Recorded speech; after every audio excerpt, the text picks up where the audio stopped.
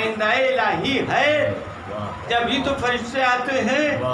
عزیزان گرامی، اب سورہ قدر میں کیا ہے؟ یعنی یہ رات شب قدر جو ہے وہ 1000 مہینوں سے افضل ہے۔ لیکن عزیزان گرامی ایک بات بتائیں، یہ رات سال میں 365 دن ہوتے ہیں، راتیں آتی ہیں چلی جاتی ہیں، لیکن یہ رات اتنی افضل ہے کہ اس کی عظمت کا اندازہ ہم جیسے انسان لگا نہیں سکتے۔ لیکن سوال آپ سے یہ ہے کہ یہ رات افضل کیوں ہے؟ یہ کیوں افضل ہوئی؟ تو آپ کہیں گے حضور اس رات کی افضلیت کا سبب ہے نزول قرآن، اس رات کی شرف کا سبب ہے نزول قرآن۔ تو عزیزان گرامی، جس رات میں قرآن نازل ہو جائے، ایک جملہ کہنے کو دل چاہتا ہے، تو اس کی منزل کا اندازہ ہم نہیں لگا سکتے۔ تو پھر جس ذات پہ قرآن نازل ہو، صلوات محمد وآل محمد، تو پھر اس ذات کے شرف کا اندازہ ہم جیسے انسان کہاں لگا سکتے ہیں عزیزان گرامی؟ لیکن بات یہاں ختم نہیں ہوئی ہے عزیزان گرامی، یعنی نزول قرآن ہے شرف، اس رات کا سبب ہے نزول قرآن۔ تو اب جو ذات، جس ذات پہ قرآن نازل ہو، تو وہ ایسی بامنزلت ہے کہ اس کے شرف کا اندازہ، اس کے مرتبے کا اندازہ ہم انسان نہیں لگا سکتے۔ تو پھر جملہ کہنے کو دل چاہتا ہے، جو اتنی باعظمت ذات ہو، وہ ذات جس آغوش میں پروان چڑھے، تو اس ذات، اس آغوش کی عظمت کا اندازہ ہم جیسے انسان نہیں لگا سکتے۔ عزیزان گرامی، کیسے نادان مسلمان ہیں جو کہتے ہیں رسول ہمارے جیسے، ہم جیسے، لیکن وہی کہنے والے جب حج سے واپس آئے تو بڑھ کے ہم نے جو ان سے مصافحہ کیا، ان کے بیگ میں کچھ چند بوتلیں نظر آئیں۔ ہم نے کہا بھائی آپ کے بیگ میں کیا ہے؟ کہا پانی۔ سنیں عزیزان گرامی، کہا کیا پانی ہے؟ اور ہم نے کہا پانی کہاں سے لے کے آ رہے ہیں؟ کہا مکے سے۔ اور ہم نے کہا کیا آپ کے یہاں نل میں پانی خشک ہو گیا تھا؟ آپ کیا چشمے کا پانی نہیں تھا؟ صاحب کیسی باتیں کرتے ہیں آپ؟ ارے ہم وہاں سے لائے ہیں پانی، یہ خاص پانی۔ کیوں؟ پانی پانی ایک جیسے، چاہے وہ پانی ہو چاہے یہ پانی ہو۔ ارے یہیں بوتلوں میں بھر لیتے۔ یہ مول صاحب کیسی بات کرتے ہیں؟ آپ کو کچھ پتہ ہی نہیں، یہ آب زمزم ہے۔ ارے ہم نے کہا آب زمزم ہے، آپ بھی اپنے گھر کے پانی کا کوئی نام رکھ لیجئے، آپ بھی کوئی نام رکھ لیجئے۔ اس پہ فرق کیا؟ وہاں سے لاد کے لے کے آئے۔ آخر یہ آب زمزم کی خصوصیت کیا ہے یہ تو بتائیے۔ کہا آپ کچھ تاریخ سے واقف ہی نہیں ہیں۔ ہم نے کہا نہیں آپ بتائیں۔ کہا سنیے، یہ وہ آب زمزم ہے، یہ وہ پانی ہے تو جناب اسماعیل کی ایڑیوں کی رگڑ سے نکلا تھا۔ ہم نے کہا اچھا، ارے تو ایڑیوں کی رگڑ سے نکلا تھا، ہے تو پانی؟ کہا نہیں، یہ باعظمت پانی ہے، اس لیے ایک نبی اور نبی زادے کی ایڑیوں کی رگڑ سے نکلا ہوا پانی۔ ہم نے کہا بھائی یہی تو ہمارا آپ کا اختلاف ہے۔ ارے ایک نبی زادے اور نبی کے ایڑیوں کی رگڑ سے نکلا ہوا پانی آم جیسا پانی نہ ہو سکا تو بھی تو سردار انبیاء ہو، وہ کیسے ہم جیسا ہو سکتا ہے؟ صلوات محمد والے عزیزان گرامی، یہ ہمارا نبی جس کے لیے آپ کہتے ہیں ہم جیسا، لیکن اس پانی کے، لیکن ایک جملہ کہنے کو دل چاہتا ہے عزیزان گرامی، یہی وہ افراد ہیں جو کبھی شبی پہ اعتراض کرتے ہیں، کبھی کسی چیز پر، لیکن اللہ رے مرتبہ جناب حاضرہ، اور شاید خالق نے انتظام یہی کیا کہ 10 ذوالحجہ کے بعد 10 محرم آنے والی ہے، تو کچھ ایسا انتظام کر دیں پروردگار نے۔ عزیزو، یہ جو حاجی حج کرنے جا رہے ہیں، یہ صفا اور مروہ کے درمیان یہ صحیح کس بات کی کر رہے ہیں؟ ہم پوچھتے ہیں جناب یہ بتائیں کہ آپ بھی پیاسے ہیں، کہا نہیں، تو پھر آپ یہ کیوں دوڑ لگا رہے ہیں؟ اور جی تو یاد رکھیں، قرآن صفا مروہ کو کہہ رہا ہے ان الصفا والمروہ من شعائر اللہ۔ یہ صفا اور مروہ کی پہاڑیاں اللہ کی نشانیاں ہیں، اور قرآن کہہ رہا کیا؟ وَمَن يُعَظِّمْ شَعَائِرَ اللَّهِ فَإِنَّهَا مِن تَقْوَى الْقُلُوبِ، یعنی اللہ کی نشانیوں کی جو تعظیم کرتا ہے یہ دلوں کے تقوی کی علامت ہے۔ اور قرآن کہہ رہا، کیا کہہ رہا؟ ھدی للمتقین، یعنی ہدایت یافتہ کون ہے؟ جو متقی ہیں۔ اور جنت جائے گا کون؟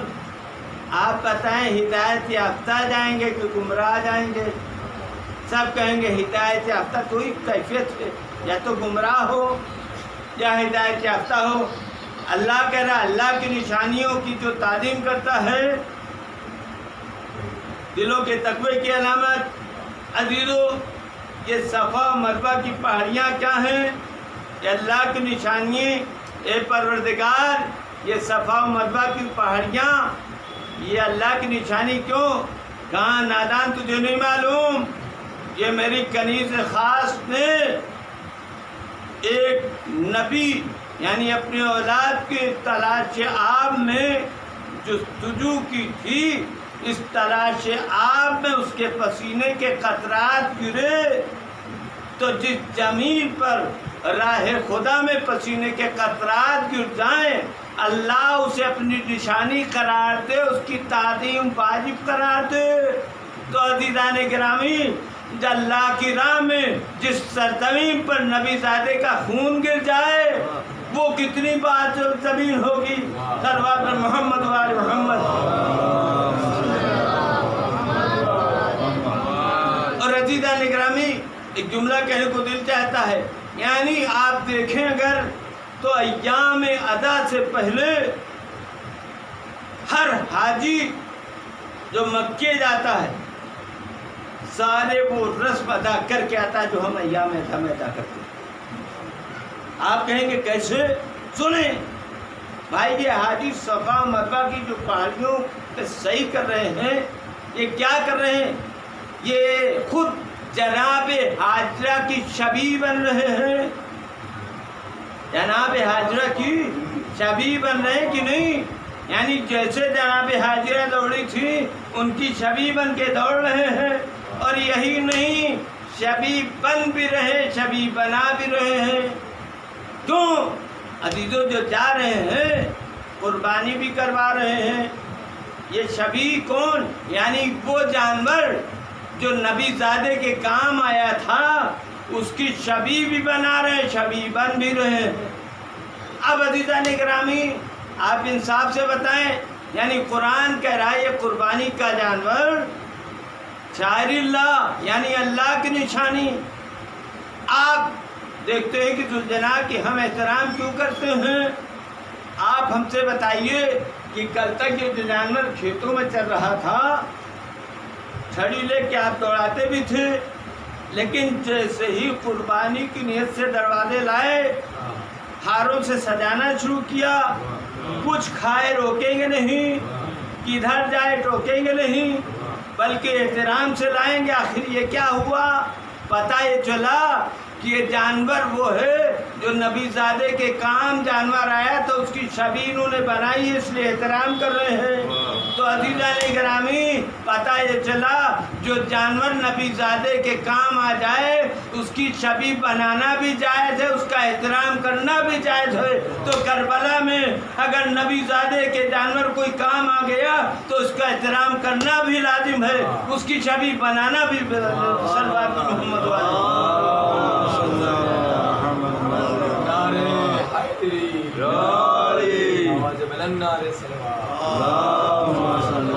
لیکن عزیزان گرامی، ایک جملہ کہنے کو دل چاہتا ہے کہ رسول اسلام نے جس حدیث کی تلاوت کا شرف حاصل کیا ہے، کہا جو اپنے زمانے کے امام کی معرفت کے بغیر دنیا سے چلا جائے وہ کفر کی موت پڑتا ہے۔ عزیزان گرامی، جاننا اور ہوتا ہے، پہچاننا اور ہوتا ہے۔ مثال کے طور پر ہمارے محترم بھائی رضوان بھائی بارہ بنکی میں ملے، نگرام کے کسی مومن کا تعارف کرایا نام کے ساتھ، پتے کے ساتھ۔ اگر کوئی مل جائے کہ فلاں صاحب کو آپ جانتے ہیں، ہم نے کہا بالکل جانتے ہیں، اور اتفاق سے یہاں پہلو میں آگے بیٹھ گئے تب بھی نہ پہچانا۔ یعنی انہوں نے بارہ بنکی میں تعارف کرا دیا باقاعدہ پتے کے ساتھ، فلاں جگہ مقام ہے، فلاں نام ہے، اس کے والد کا نام ہے، یعنی سب کچھ جان رہے ہیں، لیکن اتفاق سے یہیں بیٹھے فرش ادا پر، اس کے بعد بھی نہیں پہچان رہے ہیں۔ تو عزیزان گرامی، اب جب انہیں کہا ہم فلاں اچھا فلاں ہیں، ہاں آپ کو جانتے تو تھے لیکن پہچانتے نہیں تھے، تو یاد رکھیں جاننا کافی نہیں کہ پہلے امام فلاں دوسرے امام فلاں، نہیں، جاننا بھی ضروری ہے، پہچاننا بھی ضروری ہے۔ تو شاید آپ سوال کریں پہچاننے کا مطلب کیا؟ پہچاننے کا مطلب یہ ہے کہ امام کو نام کی ضرورت نہیں۔ عزیزان گرامی یاد رکھیں، اگر صرف جاننے کی بات ہوتی تو اپنے صحابیوں کے درمیان غیر معروف نہیں، سب معروف شخصیتوں کے درمیان، صبح سے شام تک دیکھنے والوں کے درمیان امام حسین علیہ السلام کو ہاتھوں پر بلند کر کے رسول نہ کہتے ہادہ حسین و فارف ہو، یعنی یہ حسین کو بار بار میں کہوں گا یا رسول اللہ، یہ صبح سے شام تک آپ کی آگوش میں امام حسین السلام کو کھیلتا دیکھ رہے ہیں، آپ کے ساتھ ساتھ چلتا پھرتا دیکھ رہے ہیں، نام سے بھی واقف، نسب بھی واقف، ہر طرح سے واقف، اب یہ آپ کیا کہہ رہے ہیں ہادہ حسین و فارفو ہو؟ شاید رسول جواد نادان یہ حسب و نسب و نام کی بنیاد پر نہیں بلکہ منصب کے اعتبار سے، مزاج کے اعتبار سے پہچانو۔ صلوات پر محمد و آل محمد۔ تو عزیزان گرامی ایک بات سنیں، امام کسے کہتے ہیں؟ امام کون ہوتا ہے؟ ایک شخص نے خواب میں دیکھا کہ رسول اسلام محراب مسجد میں بیٹھے ہوئے ہیں، سامنے تش کھجوروں کا رکھا ہے، کھجور نوش فرما رہے ہیں، سائل نے ہاتھ بڑھایا حضور کچھ عنایت فرمائے، ایک مٹھ خرما اس کے دامن میں ڈالا، خواب میں شمار کیا 18 نے۔ اب خواب سے بیدار ہونے کے بعد یہ سوچ رہا ہے اس کی تعبیر کیا ہے، نہ جانے اتنے دن زندگی ہے، اتنے سال زندگی ہے یا اتنے مہینے زندگی، لیکن پریشان ہے سائل، یہ خرمے کی تعداد کی بنیاد پر ہم اس کا حل کیا نکالیں؟ پتہ چلا معصوم امام بس اس کی مسجد میں تشریف فرما ہے، کہا اس سے بہتر کوئی خواب کی تعبیر نہیں دے سکتا۔ پہنچا مسجد میں، کیا دیکھا؟ اسی انداز میں امام بیٹھے ہیں مسجد میں، خرمے نوش فرمانے تش رکھا ہوا۔ سائل پہنچا، مولا کچھ خرمے عنایت فرمائے۔ امام نے ایک مشت خرما جب اس کے دامن میں ڈالا تو اتنے ہی خرمے تھے جتنے رسول اسلام نے اس کے دیے تھے خواب میں۔ اب سنیں جزان گرامی، ایک مرتبہ نے کہا حضور کچھ اور عنایت فرمائے، جواب سنیں پہچانے امام کس سے کہتے ہیں؟ امام نے کہے بھائی میرے جد نے اگر خواب میں تجھے اس سے زیادہ دیے ہوتے میں تجھے بھی اس سے زیادہ دے دیتا۔ صلوات پر محمد و آل محمد۔ عزیزو ایک جملہ سنیں یہاں پر، جو کون بیٹھا ہے؟ یہ سخی ابن سخی ہیں، یہ خرمے نہیں میں تش کے دے دیتے، لیکن یاد رکھیں سائل کا سوال تشتا رہ جاتا، سائل خرما نہیں مانگ رہا تھا بلکہ تعبیر خواب مانگ رہا تھا۔ اگر اور خرمے دے دیتے تو نہ واقف امام ہوتا وہ، نہ اس کا سوال تشتا رہ جاتا۔ صلوات محمد علیہ گرامی، کہہ دینا تو آسان ہے، بلکہ ہمارے سماج میں ایک بات بہت عام ہے، आप पूछेंगे क्या? और से सुने ये बात क्या है? अक्सर कहते हैं मौलाना हमारे महल्ले में फला साहब रहते हैं, खूब अहले बैठ के फजाइल बयान करते हैं, बहुत बाकी, कभी मौला अली के, कभी इमाम हुसैन साहब के, कभी इमाम हसन इस्लाम के, लेकिन सब कुछ जानते हुए फिर भी चूंकि तो जहाँ है वहीं चुके हैं। आखिर ये सबक नहीं समझ में आता। हमने कहा ये सबब आप अपने से पूछिए, अपने से पूछे उनकी बात। हमने कहा बिल्कुल, ये उनकी बात उनसे न पूछिए, ये सबब आप खुद अपने से पूछिए। कहीं मौलवी साहब आपकी बात सुनिए। हमने कहा सुनिए, जहाँ पे वो थे वहाँ पे वो टिके हैं, जहाँ पे आप थे वहाँ पे आप टिके हैं। ना वो मंजिल के करीब जाना चाह रहे हैं, ना आप मंजिल के करीब जाना चाह रहे हैं। कहने कैसे? हमने कहा सुनिए, आपका मजहब भी सामाजिक है, उनका भी सामाजिक है। कैसे? हमने कहा सुनिए, वो सिर्फ कसीदा पढ़ते हैं लेकिन उनके मानने का दम नहीं भरते। आप कसीदा भी पढ़ते हैं, उनके मानने का दम भी भरते हैं, लेकिन वो उनको नहीं मानते, आप उनकी नहीं मानते। फर्क क्या हुआ? कैफियत तो बराबर है। आप अपने से सवाल करिए, वो क्यों नहीं हटते, क्यों आप उनकी नहीं मानते? बुजुर्गों से जो देखते चले आ रहे हैं उतना कर रहे हैं, लेकिन अजीजों ये भूल जाते हैं, ये जो फरशेज़ा आपने बिछाई है, ये जो अय्याम-ए-ज़ा हैं, ये शायरों की बात भूल जाइए। क्यों उन्होंने कहा था इमाम जाते हैं उम्मत को बख्शवाने को, और खुतबे में इमाम क्या कह रहे हैं? मैं उम्मत की इस्लाह के लिए जा रहा हूँ। तो अज़ीज़ान गिरामी याद रखें, अगर फरशेज़ा मकसद इस्लाह के तहत है आपकी, देखिए एक काम होता है आदत की बुनियाद पर और एक होता है मारिफत की बुनियाद पर। जो आदत की बुनियाद पर होता है उसकी कोई अहमियत नहीं होती, ज़ाहिरी तौर पे तो क्या कहना। लेकिन याद रखिए ज़ीदान गिरामी, मजहब में इज़हार का कोई मकाम ही नहीं जब तक इकरार ना हो। मजहब की बुनियाद इकरार पर है। उसूल दीन का नाम है इकरार, फुरूए दीन का नाम है इज़हार। किसी आलिम से पूछ के फतवा ले आइए आप कि बगैर उसूल दीन को माने फुरूए दीन फायदेमंद है, कहेंगे नहीं, पहले उसूल दीन पर यकीन रखो तब फुरूए दीन पे अमल करो। तो इसका मतलब है कि इकरार पहले, इज़हार बाद में। अब सुने ज़ीदान गिरामी, और आप तो यही कहेंगे नहीं मौलाना हम इकरार भी करते हैं, इज़हार भी कर रहे हैं। ठीक है, हो सकता है आप करते हो, लेकिन एक बात बताइए, इमाम किसे कहते हैं? क्योंकि मारिफत हमारा उन्वान है, इमाम किसे कहते हैं? इमाम वो है जो हम ख्वाब में भी देखते हैं, वो इमाम जानता है। भी वाक़या सुना आपने। अब आप देखें, किसी बद में एक बच्चा कुछ नाजेबा हरकतें कर रहा था, गौर से सुने ज़ीदान गिरामी, नाजेबा हरकतें कर रहा था, लेकिन अचानक मुअद्दब होके बैठ गया। अब हम बड़े चक्कर पड़ी, अभी तक तो कुछ हंस रहा था, कुछ नाजेबा हरकतें कर रहा था, ये बादब क्यों बैठ गया? तो भाई ने बताया असल में इसको अपने किसी सरपरस्त की मौजूदगी का एहसास पैदा हो गया।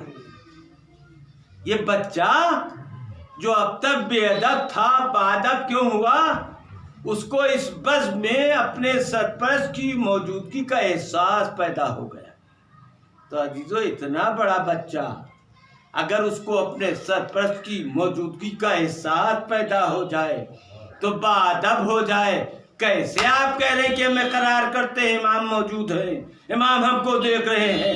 अगर आपको यकीन है कि इमाम मौजूद हैं, इमाम हमको देख रहे हैं, तो फिर आपके अंदर फिर ये नाजेबा हरकतें कैसी?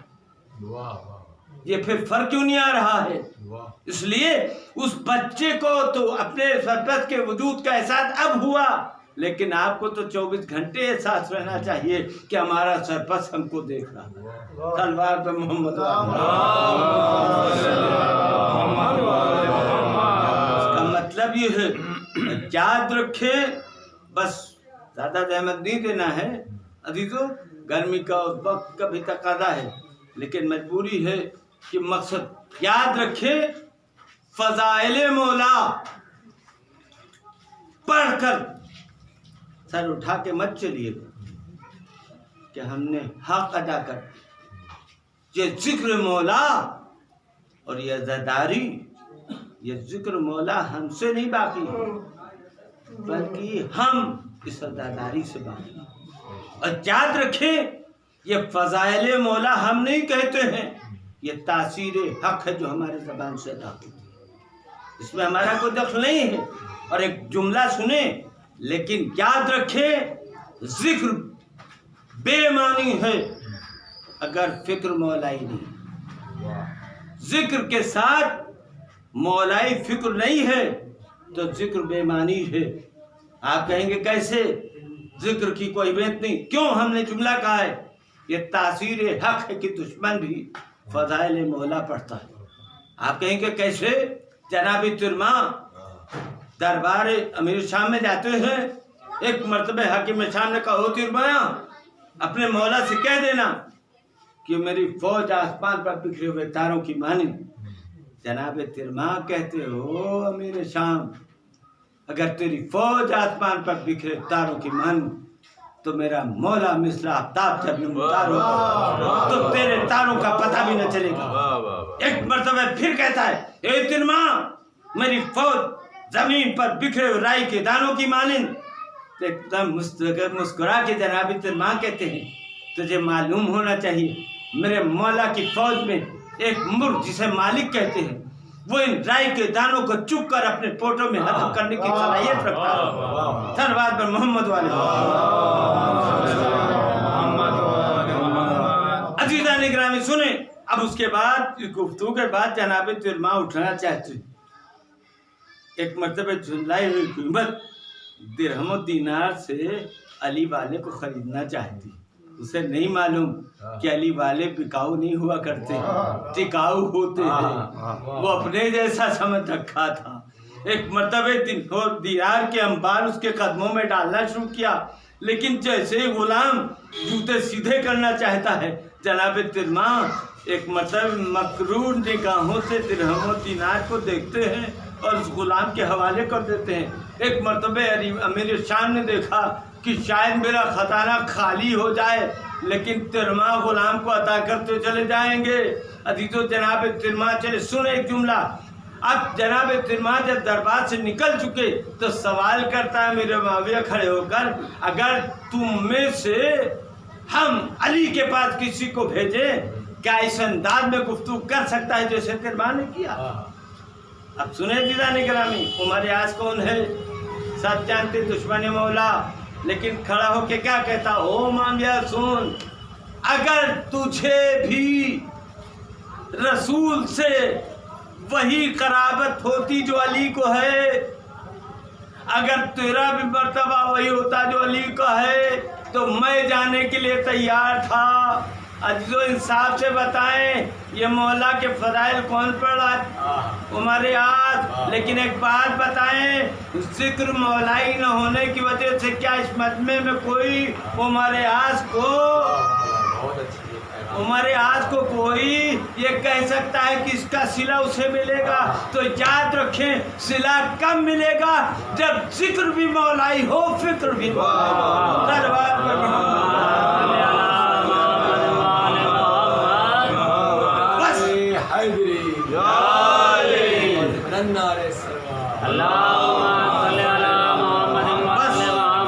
اپنے موضوع سے گریز کرتے سنیں عزیزان گرامی، جب امام کا قافلہ راستے میں تھا ایک مرتبہ لجام فرض پہ کس نے ہاتھ ڈالا؟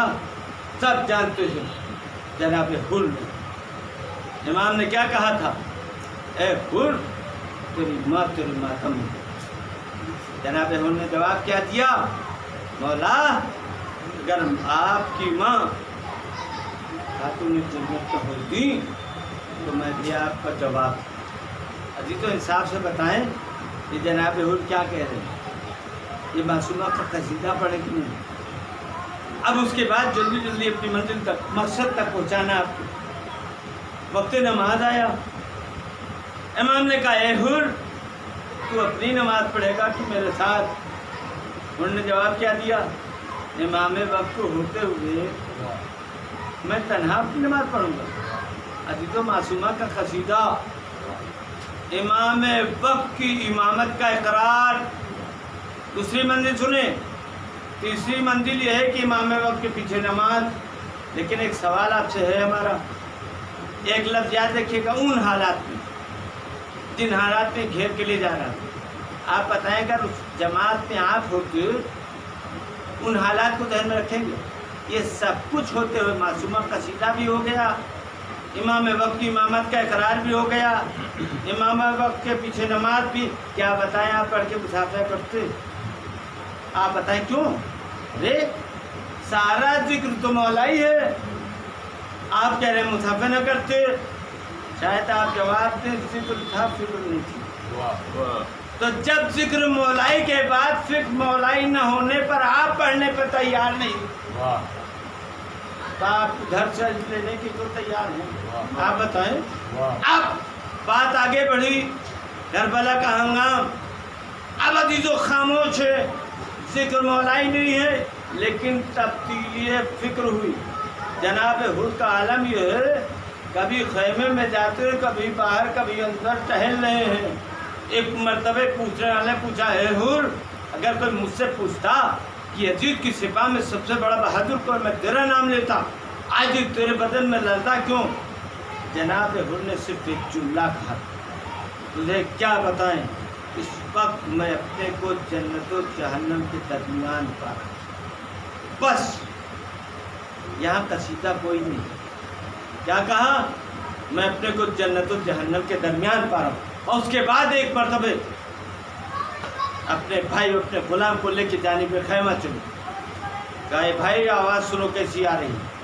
کہا لتش کی صدائیں بلند ہو رہی، کہا اس کے ذمہ دار حر ہے، اگر حر گھیر کے لایا نہ ہوتا، دریا سے دور خیمے نہ نصب کرائے ہوتے تو یہ عالم نہ ہوتا، میں تو چلا۔ عزیزو سنیں، جناب حر کہتے ہیں چلے، آنکھوں پہ پٹی باندھی، انصاف سے بتائیں جناب حر کی زبان پہ کسی معصوم کا قصیدہ ہے؟ کہیں گے نہیں۔ آنکھوں پہ پٹی بندھی، ہاتھ بندھے ہوئے، فرزند کے ساتھ بار بار فرزند اللہ اکبر کہتا ہے۔ جناب حر سوال کرتے کیا بات ہے بیٹا؟ کہا جناب حر استقبال کیا لے آئے۔ پھر اللہ اکبر، کہا جناب عباس الغرض خدمت امام میں پہنچے۔ عزیزو زبان خاموش ہے، قدموں پہ سر رکھا فرزند نے۔ ایک مرتبہ حر نے کہا آقا کیا میری خطا معاف ہوئی؟ مولا نے جواب کیا دیا، اے حر کیا اچھا بھلا تیری ماں نے نام رکھا تھا، تو دنیا میں بھی آزاد، تو آخرت میں بھی آزاد۔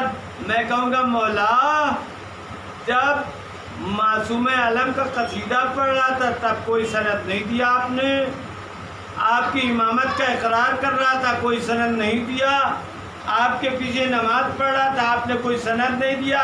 شاید امام جواب دے ہم ذکر کے لیے نہیں آئے ہیں، ہم تبدیلی فکر کے کربلا آئے ہیں، تبدیلی فکر دیکھا ہم نے جنت کی بشارت دیکھی۔ عزیزان گرامی بس یاد رکھیں، ہم قصیدے پہ مغرور نہ ہوں بلکہ دیکھیں کہ ذکر کے ساتھ فکر مولائی ہے کہ نہیں۔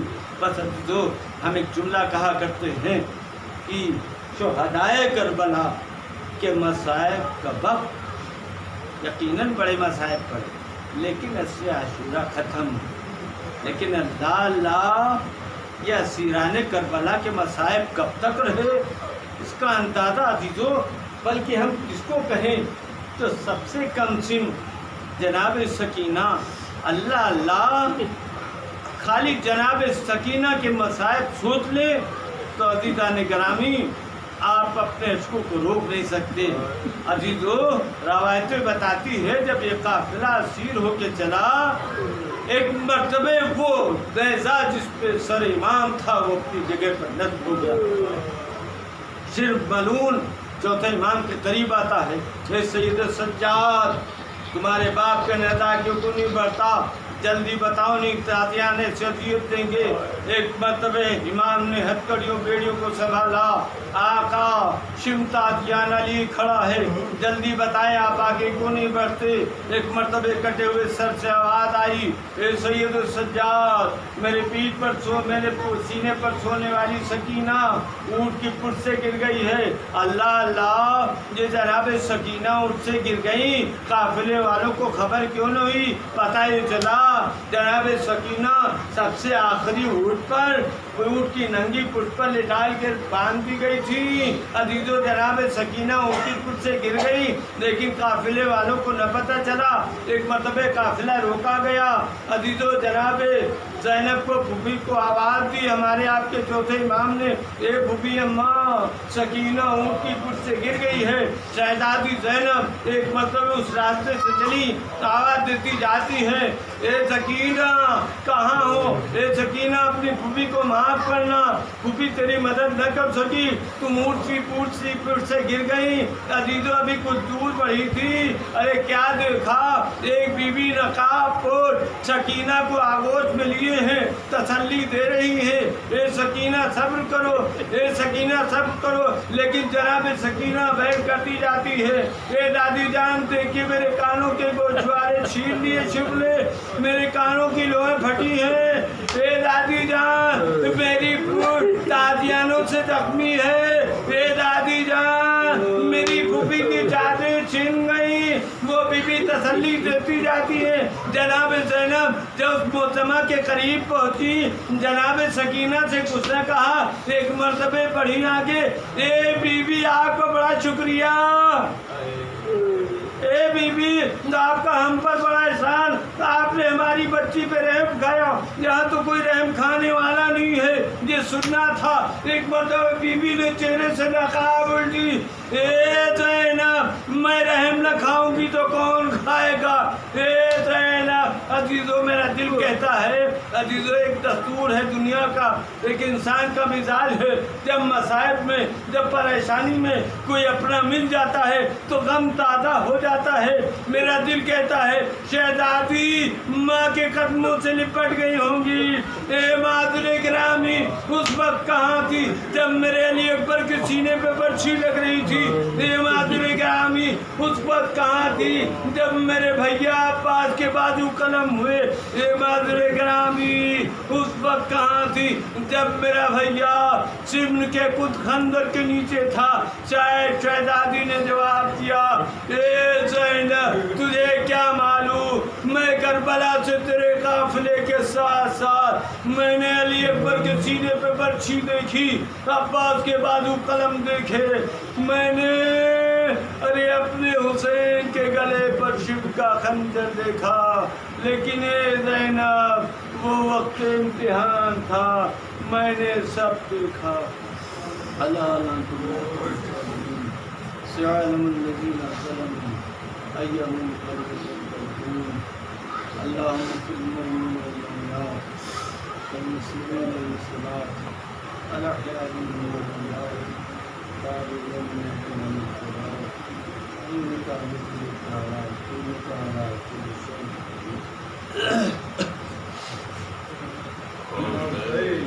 प्यासी है सकीना चचा बासा, ये बहुत प्यासी है सकीना चचा